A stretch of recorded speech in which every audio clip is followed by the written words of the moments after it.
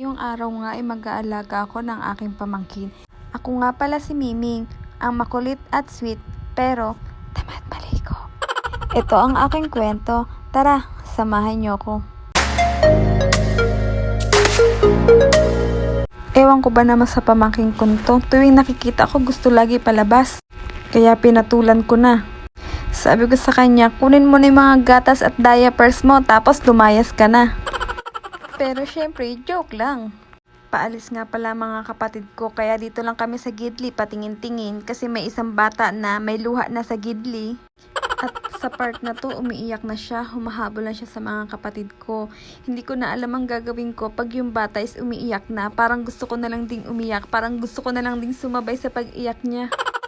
Kaya inutu-uto ko na lang siya. Sabi ko sa kanya, tara mag-swimming na lang tayo. At nakalimutan na nga niya na iniwan siya. Tinakpan ko na nga lang yung katawan niya kasi baka maban tayo. Ganto pala ang resulta ng natural na madaldal. Yung wala nang gustong kumausap sa'yo, kaya sarili mo na lang kakausapin mo. Sobrang enjoy na dyan maligo ang pamangkin ko na pati ako nababasa na niya. Parang subject niya sa school ang ligo ko, MWF. Nga pala, first time ko mag-alaga ng bata. Yung pakakainin, patutulugin, paliliguan, bibihisan. Kasi dati, ako yung binibaby. Pero maganda na rin to, maging training ko. Kasi, bala ko mag-anak ng 1 dosena. Pagkatapos ko nga siyang paliguan, pinunasan ko na, binihisan at nilagyan ng diaper.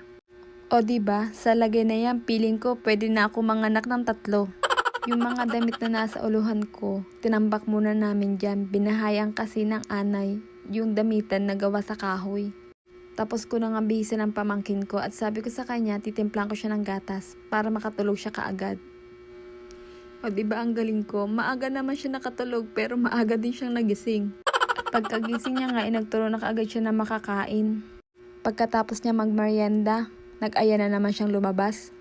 May malapit nga palang park dito sa bahay namin.